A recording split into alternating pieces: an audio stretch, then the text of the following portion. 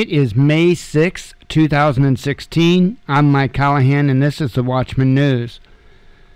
So if you've been around at all for any length of time, you know that for quite a while I've actually been involved in the electronic cigarette industry. Well, they've been trying to scare people away from it for years, ever since it came to the U.S. They've given all kinds of crazy explanations, there's formaldehyde in it, or they've tried to drum up stories about how pets and kids have been poisoned or died from it, most of which we have been able to shrug off.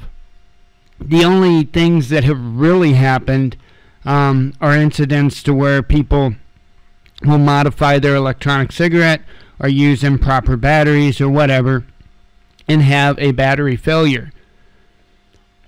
Largely, we have been a self-regulating industry, and everything had worked fine.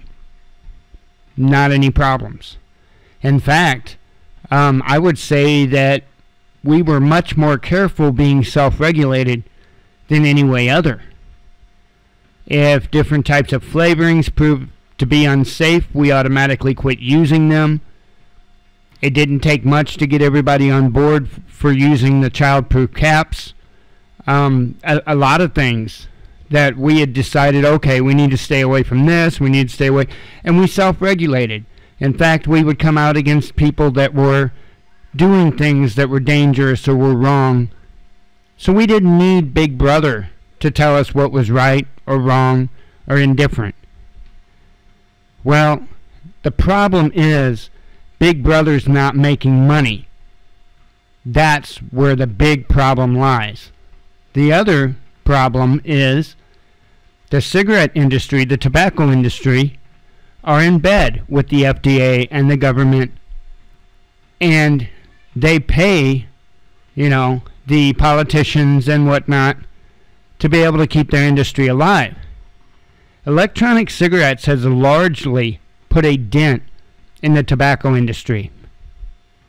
I'm speaking from my own personal experience and claims from many, many, many others over these last several years. It's the only way that I was able to quit. The only way. You've got dangerous drugs on the market like Chantix. You've got the patch that is largely unsuccessful. The gums, which are even less successful. It's a joke. All the options they give us are either harmful or a joke. Now, I'm not making any kind of claims that electronic cigarettes are completely safe, that there are no hazards, that there are no concerns. I'm not making that claim. But when you look at the big picture of everything, when you look at what choices you have, it definitely seems like the safest. So anyway, there was FDA regulations that we were waiting on being finalized, and apparently that has been released. This is from the Washington Post. The title is Why the FDA's New E-Cigarette Regulations Are a Gift to Big Tobacco and Could Actually Harm Public Health. Today, the Food and Drug Administration finalized regulations asserting regulatory authority over e-cigarettes and various tobacco products such as cigars. According to the agency, this rule will help protect public health. Insofar, the rule subjects actual tobacco products to the same regulations as cigarettes. This might be so. But the part of the rule that deems e-cigarettes to be a tobacco product and subjects them to extensive regulatory requirements is more likely to harm public health than to help it. Big Tobacco, meanwhile, is likely to be pleased with the new regulations. The new FDA regulation deems e-cigarettes to be tobacco products for the purposes of federal law, but e-cigarettes do not contain tobacco and do not present anywhere near the health risks of smoking.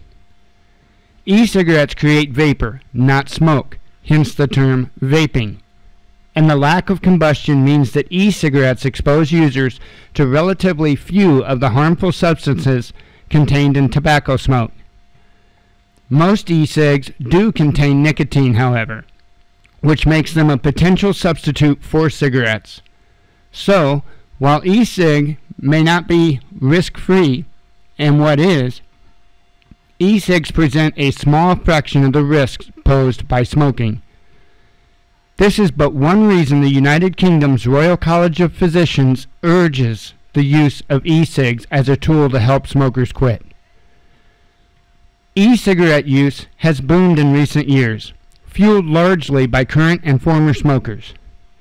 Many cigarette users have learned that they can satisfy their nicotine craving while doing less damage to their lungs, while also lowering their dry cleaning bills, spending less on their habit, and doing less potential harm to bystanders and family members. Because e-cigarettes compete with traditional cigarettes, and many e-cigs and vaping products are made by small upstart companies, major tobacco companies such as Altria, aka Philip Morris, have sought to clamp down on this market. The big tobacco companies have created or acquired e-cig brands while also pushing for regulation that will make it more difficult for little guys to compete. With the new FDA rule, big tobacco is getting just what it wanted. For more on how and why tobacco companies support e-cig regulation, see this paper, forthcoming in the Yale Journal on Regulation. I will put the link to this article in the description so that you can go to any of the links that are in here. The most significant part of the FDA's rule is a requirement for government approval of all deemed tobacco products placed on the market since 2007. Now I'm going to cut in there, okay, because I'm not quite sure exactly when the electronic cigarette was invented. It wasn't in this country first. But I can safely say that since this country has been involved in electronic cigarettes has been after 2007. Interesting, huh? As a practical matter, this seems that just about all e-cigs must go through a new approval process if they are to continue to be sold. This is a costly process, an estimated $1 million or more per product, and must be done for each and every model, flavor, etc. For tobacco giants such as Reynolds and Altria, this is no big deal. For smaller e-cig makers, however, these rules could be the kiss of death. Even if smaller manufacturers can satisfy the relevant regulatory deadlines, the rules will increase the cost of e-cigs, limiting their cost advantage vis-a-vis traditional cigarettes and inhibit continued product innovation, thereby inhibiting the ability of e-cig manufacturers to make their products even more attractive to current tobacco smokers. So as a consequence of the FDA rule, the e-cig market will shrink, and big tobacco will be in a better position to dominate what's left. A vibrant, competitive market will be replaced with a cartel, much like the one we see in the cigarette market. The Washington Post's initial story on the rule highlights the new prohibition on e-cigarette sales to minors, echoing the emphasis of the FDA's press release on the rule. All right, back to that self-regulation. That's something we did our own. And to those sellers that aren't regulating the sale to minors, well, shame on you.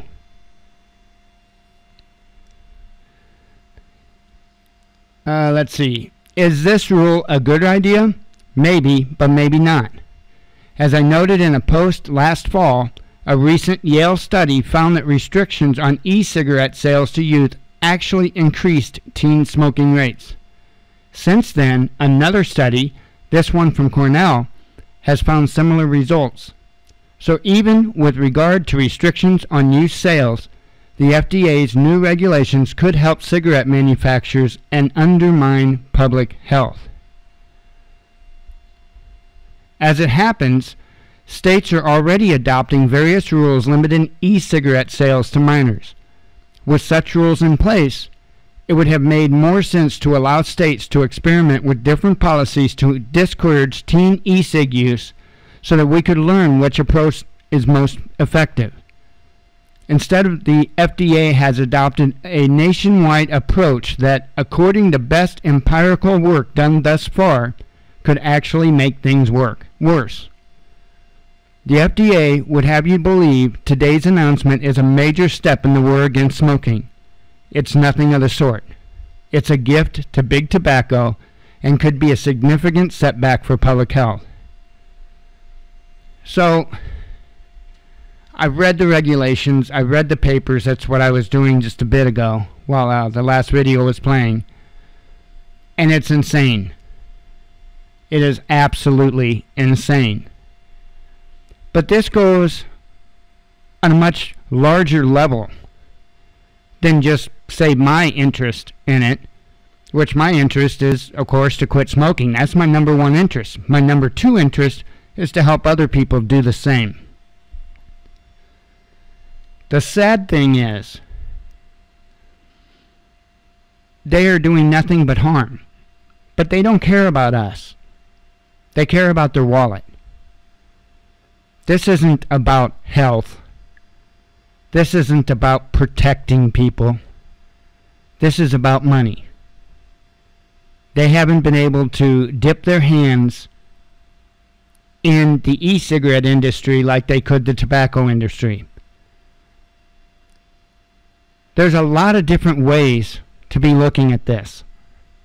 First off, what business does the government have in controlling what I put in my body, especially if it's not an illegal product? You know, I think that the laws against things like marijuana are bad enough. I mean, come on. But now they want to tell me that if I want to have nicotine, that I have to smoke a cigarette? Really? That's my first observation that I just is beyond me. Secondly,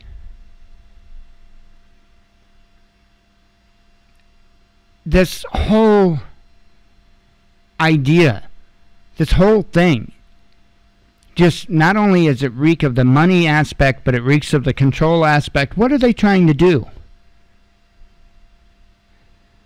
I smoked for a long time. A long time. I started when I was a minor. I wished I never would have started.